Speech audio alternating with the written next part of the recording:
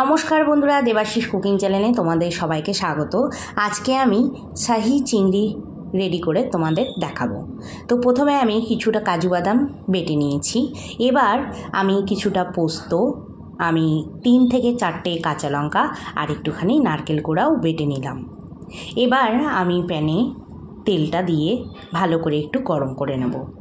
গরম করে নেওয়ার পরে এক একটা করে চিংড়ি মাছগুলো আমি এখানে ছেড়ে দেব।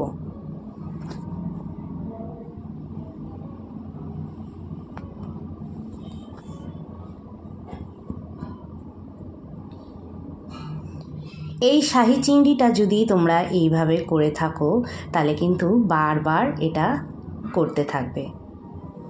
খুব সুন্দর একটা রেসিপি, আমার মা শিখিয়েছিল। এবার আমি চিংড়ি মাছগুলো উল্টে পাল্টে দিচ্ছি।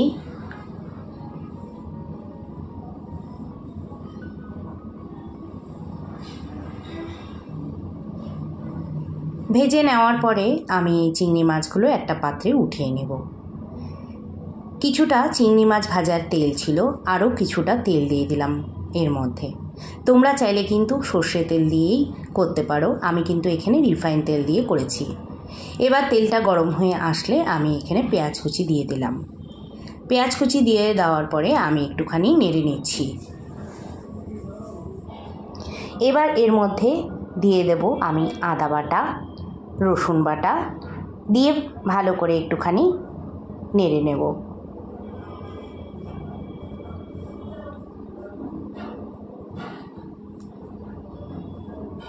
এবার এর মধ্যে আমি হলুদ গুঁড়ো, জিরে গুঁড়ো, ধনে গুঁড়ো, লঙ্কার গুঁড়ো আর একটুখানি কাশ্মীরি লঙ্কার গুঁড়োও দিয়ে দেব।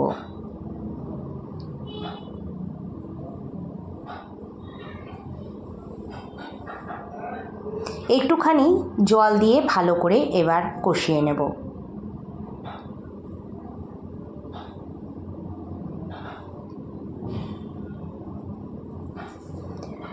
কিছুক্ষণ কষানোর পরে তেলটা বেরিয়ে এলে এবার এর মধ্যে আমি একটুখানি লবণ দিয়ে দেবো। লবণ দেওয়ার পরে কিছুক্ষণ নেড়ে চেড়ে আমি পোস্ত, নারকেল আর কাঁচা লঙ্কা যে পেস্ট করে রেখেছিলাম সেটা আমি দিয়ে দেব। দেওয়ার পরে কিছুক্ষণ কষিয়ে নেব। কষানোর কিছুক্ষণ পরে আমি কাজু বাদামের পেস্টটা যে ছিল সেটাও দিয়ে দেব।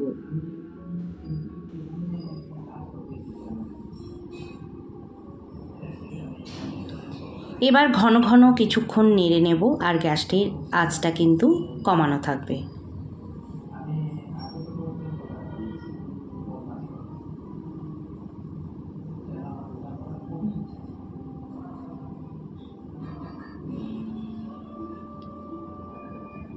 ভালো করে নেড়েচেড়ে নেওয়া হয়ে গেছে। এই মশলা থেকে কিন্তু তেল বেরিয়ে আসছে। আবার কিছুক্ষণের জন্য এটাকে হওয়ার জন্য ঢেকে দিলাম। 5 মিনিট পরে ঢাকনাটা উঠিয়ে আবার দেখলাম, দেখো তেল বেরিয়েছে। মশলা কিন্তু আমার ভালোভাবে কষে গেছে।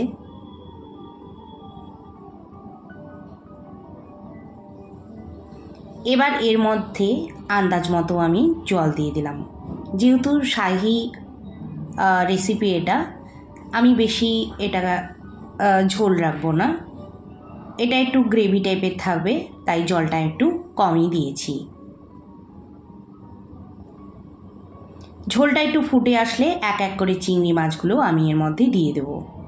দিয়ে আবার কিছুক্ষণের জন্য আমি ঢেকে দেব।